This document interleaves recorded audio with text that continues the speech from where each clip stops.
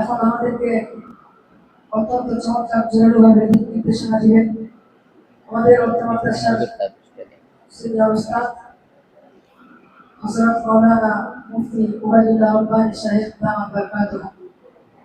হযরত মাওলানা মুফতি Ubaidullah Rabbani সাহেব দামাত বরকাতুহ।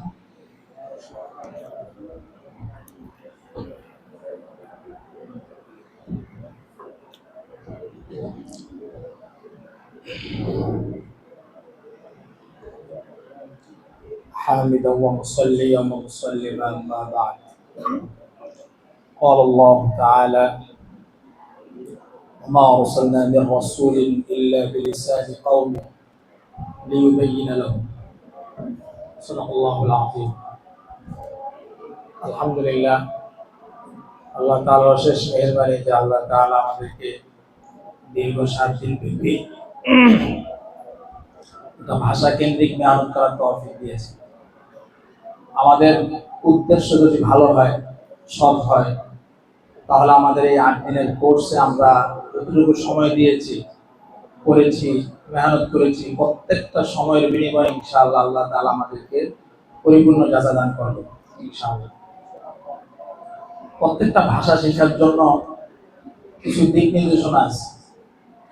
যেমন যে কোনো ভাষা, দুইটা কথা বলে মনোযোগ দিয়ে শোনা। অনেকে ফোন টিপতেছেন, বেশি না, দুইটা কথা আজান দিয়ে দিয়েছে, তোমাদের সনদ দেওয়া হবে। যে কোনো ভাষা শেখার জন্য 3টা জিনিস খুব প্রয়োজন। 3টা জিনিসে যদি কেউ দক্ষ হয়, তাহলে ওই ভাষার প্রতি সে পরিপূর্ণ দক্ষতা অর্জন করবে। 1 নাম্বার, ভালো করে ধরেন, 1 নাম্বার ওই ভাষা বুঝতে পারা। 1 নাম্বার কি? ওই ভাষা বুঝতে পারা।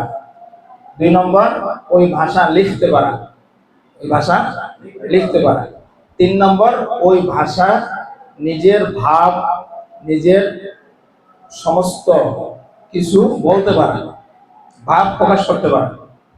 এই 3টা বিষয় যদি কোনো ভাষার উপর কেউ অর্জন করতে পারে, 3টা বিষয়ের উপর দক্ষতা আসে, তাহলে সে ওই ভাষার মধ্যে মোটামুটি পরিপূর্ণ পাণ্ডিত্য অর্জন করে।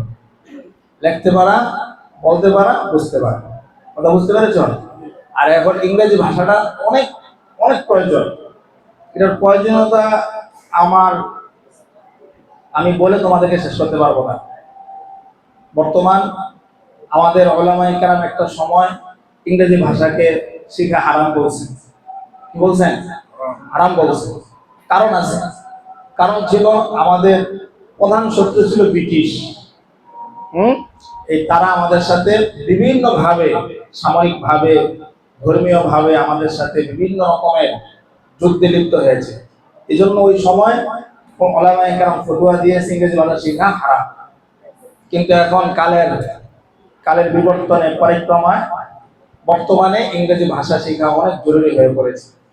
বিশেষ করে দিন প্রচারের স্বার্থে ইংরেজি ভাষা শেখা অপরিহার্য।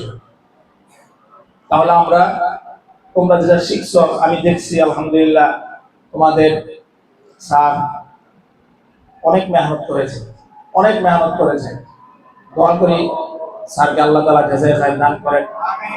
তোমরা যারা পড়েছো, অনেক মেহনত করে পড়েছো, এই তোমাদের মেহনতকে আল্লাহ কবুল করেন এবং এই মেহনতকে ধারাবাহিকভাবে তোমাকে, যেটা হুজুর বললেন যে এটাকে ধারাবাহিকভাবে ধরে রাখতে হবে।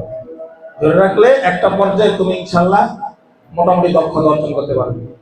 কিন্তু ছেড়ে যাবে তাহলে তুমি দক্ষতা অর্জন করতে পারবে না। যাই হোক, আল্লাহ তাআলা আমাদেরকে আমাদের বর্ষা মেহনত সবকিছুকে আল্লাহ তাআলা কবুল করেন। আমিন। ওয়া আখিরু দাওয়ানা আলহামদুলিল্লাহি রাব্বিল আলামিন।